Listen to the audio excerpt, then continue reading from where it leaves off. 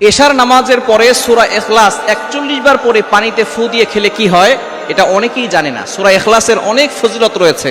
পবিত্র কোরআনুল কারীমের ছোট্ট একটি সূরা হচ্ছে সূরা ইখলাস, তবে এর ফজিলত কিন্তু অনেক বেশি। সূরা ইখলাস পারে না এমন কোনো মুসলমান নাই। আমরা ছোট্টবেলায় নামাজ পড়েছি ইমাম সাহেবের পিছনে, নামাজ পড়েছি ইমাম সাহেব পড়েছেন, এটা শুনতে শুনতে অনেকের সূরা ইখলাস মুখস্থ আছে। সুতরাং সূরা ইখলাসের ভিতরে অনেক ফজিলত আছে। নবীজি সাল্লাল্লাহু আলাইহি সাল্লাম জানিয়ে দিয়েছেন, যে ব্যক্তি সূরা ইখলাস একবার পড়বে কোরআন শরীফের 10 পারা পড়লে যে সওয়াব হয় সেই সওয়াব তার আমলনামায় আল্লাহ তাআলা দিয়ে দিবেন। এবং যে ব্যক্তি 2 বার পড়বে, 3 বার পড়বে, 3 বার পড়লে 30 পারা কোরআন শরীফ পড়ার সওয়াব আল্লাহ তাআলা তার আমলনামায় দিবে। এবং যে ব্যক্তি 10 বার পড়বে আল্লাহ পাক রব্বুল আলামিন তার জন্য জান্নাতে একটা প্রাসাদ নির্মাণ করে দিবেন। সুতরাং এই সূরা ইখলাসের ফজিলত অনেক বেশি।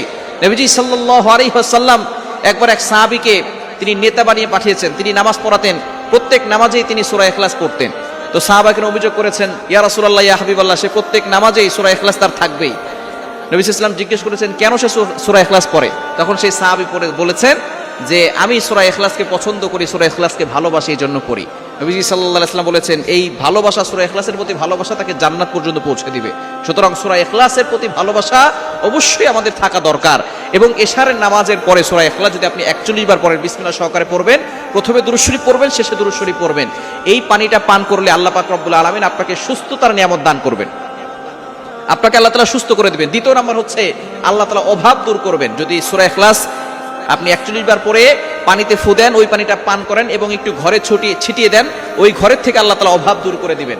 নবীজি সাল্লাল্লাহু আলাইহি ওয়াসাল্লামের কাছে একবার এক বেদুইন সাহাবী গিয়েছেন, গরীব, তিনি গিয়ে বলতেছেন, ইয়া রাসূলুল্লাহ, ইয়া হাবিবাল্লাহ, দুনিয়া আমার কাছ থেকে বিমুখ হয়ে গেছে, আমার ঘরে অশান্তি শুধু, আমার ঘরে কোনো ধরনের খাবার নাই, ইয়া রাসূলুল্লাহ, এমন কিছু আমল আমাকে বলে দেন যে আমলের মাধ্যমে আমার ঘর থেকে এই অভাব দূর হয়ে যাবে। নবীজি সাল্লাল্লাহু আলাইহি ওয়াসাল্লাম বলেছেন, তুমি তোমার ঘরে সূরা ইখলাস তেলাওয়াত করো।